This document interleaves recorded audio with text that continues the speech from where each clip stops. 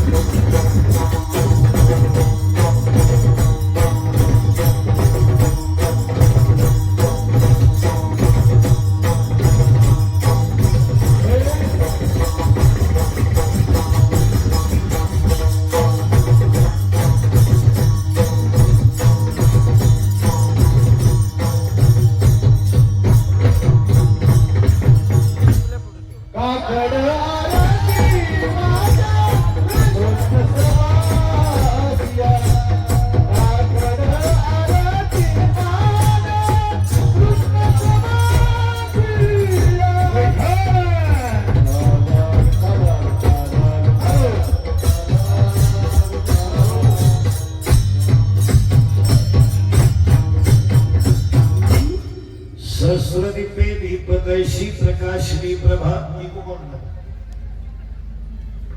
काकडारती माझ्या कृष्ण सभागिया चराचर मोहरले तुझी मूर्ती पावया कोंदले से तेज प्रभा झाली से एक नित्य नवानंद वाळिता श्रीमुख आरती करिता तेज प्रकाशले नैनी तेने तेजे निर्णायका एकी जनार्दनी काकडारती माझ्या कृष्ण सभागिया चराचर मोहरने तुझी मूर्ती पावया मथुरेच्या देवराया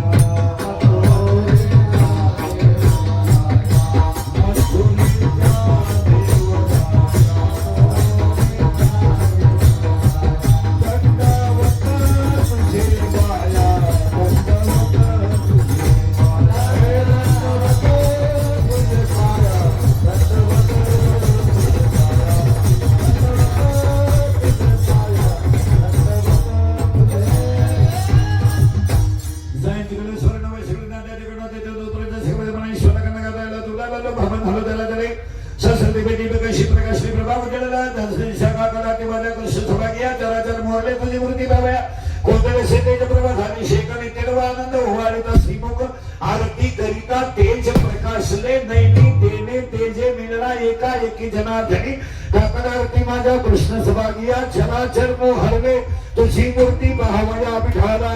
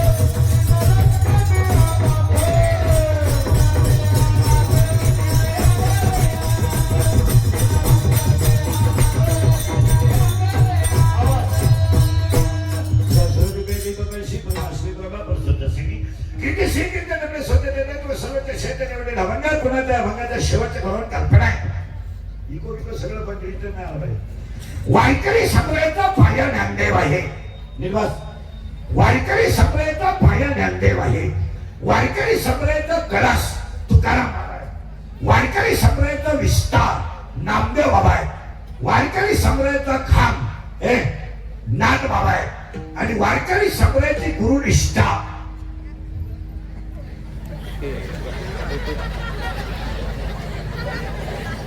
विठाल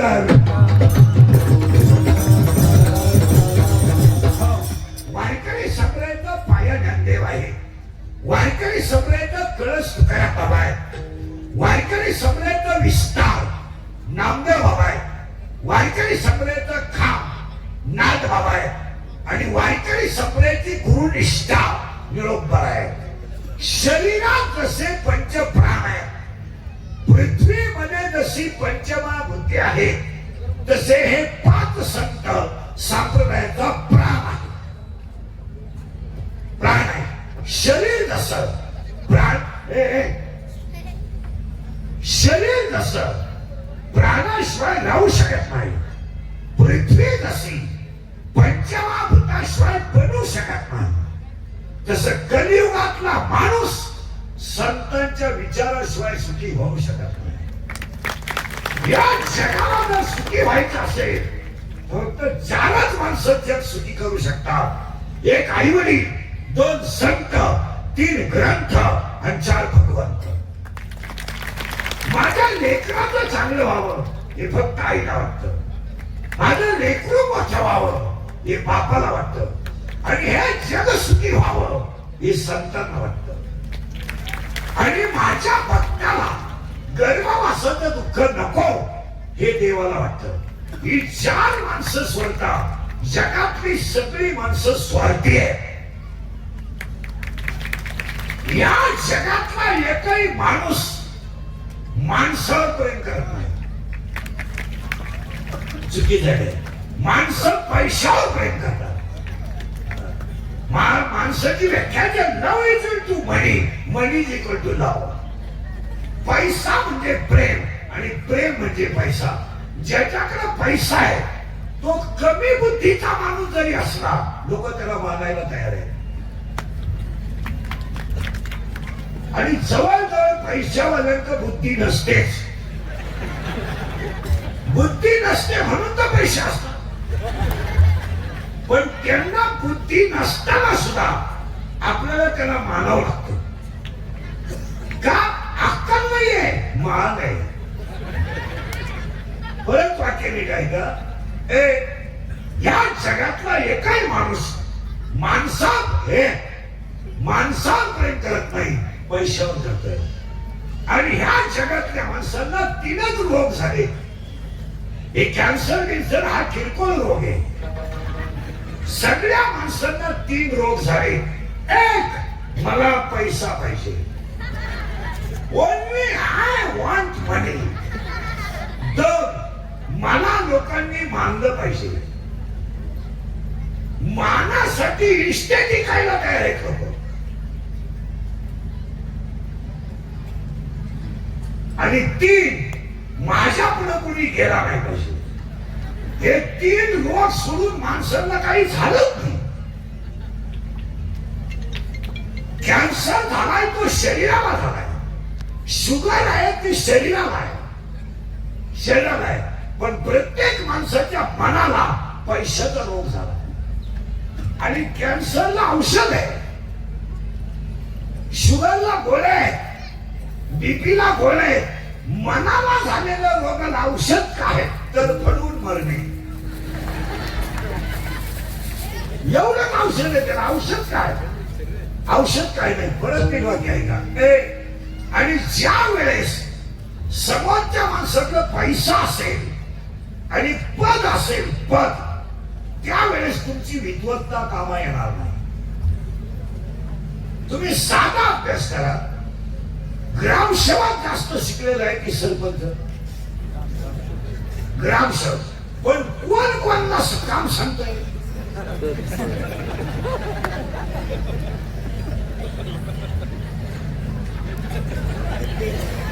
अर्थात काय काम सांगतोय हे त्याला कळत नाही, तो भाग लागला. पण त्या शिकलेल्या माणसाला याचं ऐकावं लागतं ना. का? याच्याकडं पद आहे. 3 वाक्य निघाय का? 3 वाक्य निघाय का? सत्ता, पैसा आणि गुंडशाही पुढे विद्वत्ता चालत नाही. ज्याच्याकडे पैसा आहे, ज्याच्याकडे सत्ता आहे आणि त्याच्याकडे 10-5 गुंड सांभाळायची ताकद आहे, त्याच्या पुढे तुमची ज्ञानेश्वरी गाथा चालत नाही.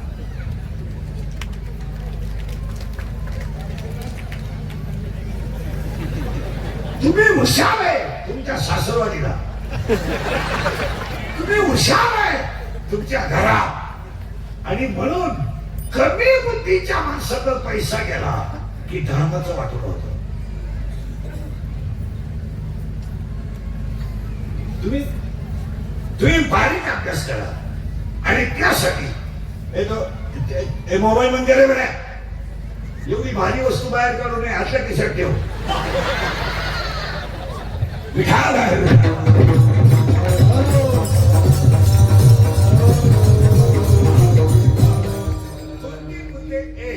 2-3 मुद्दे थोडे किचकट आहेत. अभंगाला सुरुवात करायची. फक्त 2-3 मुद्दे मांडतो. आईवडील, संत, ग्रंथ आणि भगवंत स्वतः सगळी माणसं स्वार्थी आहेत, याच्यावर तुमचं मत काय? हा किंवा नाही? हा, आता उलट आहे का? उलट आहे का? उलट जागवारी काय का? ज्या वेळेस एखाद्या माणसाचं सज्जन एखाद्या सज्जन माणसाकडं तुम्ही पैसे उसने मागितले, त्याला दिले नाही, म्हणजे एखाद्याकडे नाही, आता तो तुम्हाला सज्जन आहे का? नाही. पण एखाद्या नालायक माणसाने तुम्हाला मागितल्या 2000 दिले, तो नालायक माणूस तुम्हाला साधू आहे,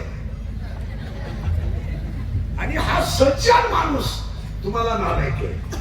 आता मी उलट ठरवतो, ज्याला तुम्ही मूर्ख मानता त्याच्या म्हणण्याने सज्जन माणसाची किंमत कमी होईल का?